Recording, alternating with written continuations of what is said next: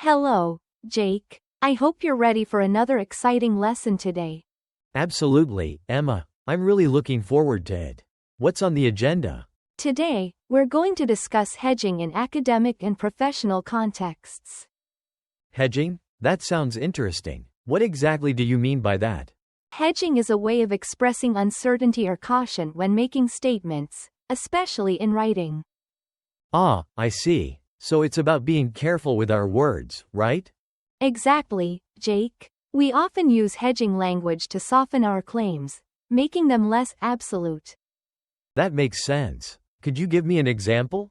Sure. For instance, instead of saying, "This theory is incorrect," we might say, "This theory is incorrect to a certain degree." Got it. So, we lessen the impact of our statement. What else should we know? Well, there are various phrases we can use for this purpose, like, "with some reservations" and "broadly speaking." Those phrases sound useful. When would we use them? We use "with some reservations" when we want to express doubt about a conclusion. For example, "I agree with some reservations."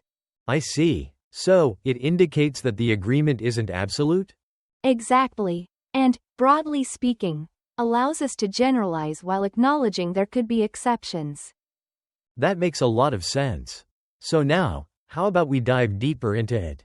Of course. Let's start with a dialogue where we can practice using these phrases. Great. I'm ready when you are. All right, let's begin. I'll start. Broadly speaking, technology has improved our lives. True, but with some reservations, I think it has also created problems. Absolutely. For example, social media can lead to isolation, to a certain degree. Yes, I would agree with that. But in most cases, it connects people. That's a valid point. However, I believe there are some exceptions to that idea. What kind of exceptions do you have in mind? Well, some users experience online harassment, which impacts their social interactions negatively. That's very true. So, to a certain degree, we have to consider mental health. Exactly. In academic writing, acknowledging these nuances is crucial. For sure. I think your points enhance the discussion. With some reservations, I believe we must dive deeper into these arguments. Yes, and broadly speaking, that would make our conclusions more robust.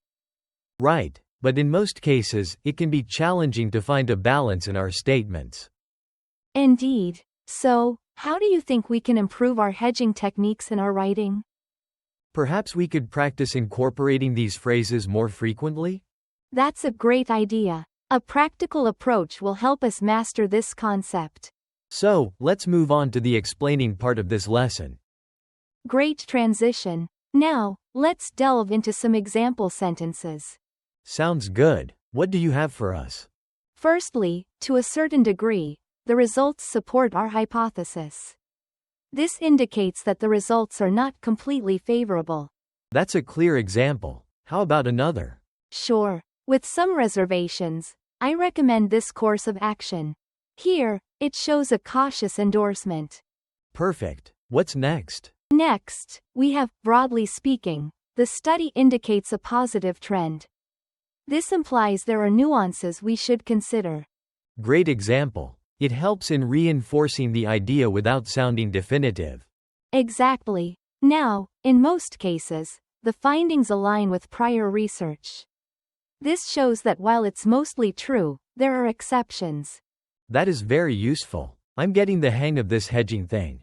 Lastly, with some exceptions, this model can predict outcomes effectively. It acknowledges the limitations of the model. I see how all these phrases work together to create a more nuanced discussion. Exactly. Now that we've explained the grammar, let's move on to vocabulary. Perfect. Let's hear what you have for the vocabulary section. First up is, to a certain degree. For example, he is talented to a certain degree, but still needs practice.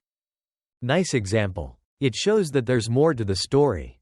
Another example could be, the team performed well to a certain degree, but encountered challenges.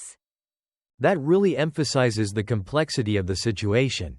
Exactly. And lastly, their argument is valid to a certain degree, but it lacks evidence. Great. What's next on the list? The second phrase is, with some reservations. For instance, I agree with some reservations about the overall conclusions.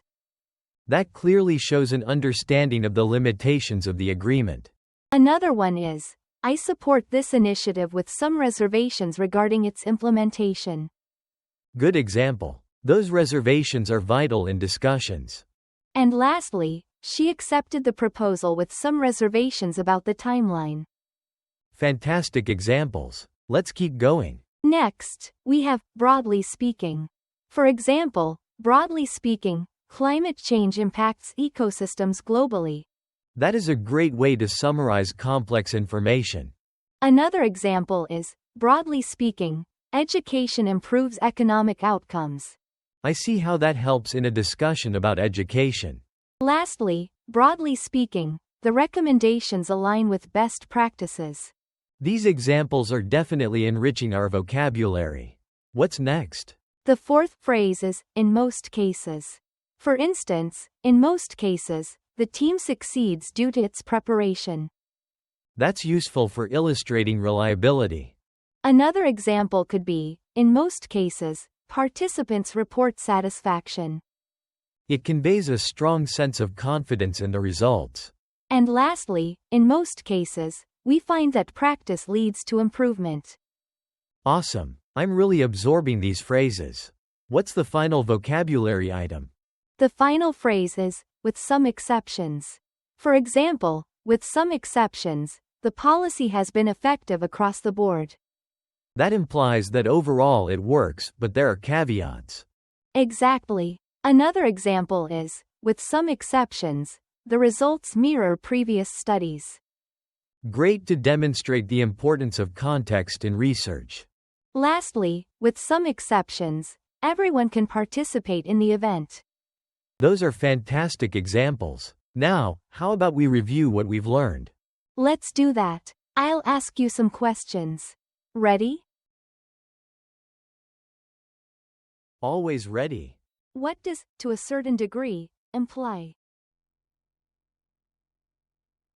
It implies a limited level of agreement or truth in a statement. Exactly. What's an example of using, with some reservations? I might say, I agree with some reservations regarding the data. Perfect. Now, what does, broadly speaking, allow us to do? It helps us summarize while admitting there are exceptions. Great. What's an example with, in most cases? In most cases, the approach yields positive outcomes. Well done. Lastly, can you use, with some exceptions in a sentence? With some exceptions, all participants completed the survey. Fantastic work today, Jake. You've really grasped these concepts. Thanks, Emma. I feel much more confident now. What's next for our next lesson? In our next lesson, we'll explore the use of passive voice in academic writing. That sounds great. I can't wait to learn more. Neither can I. See you then, Jake. See you, Emma.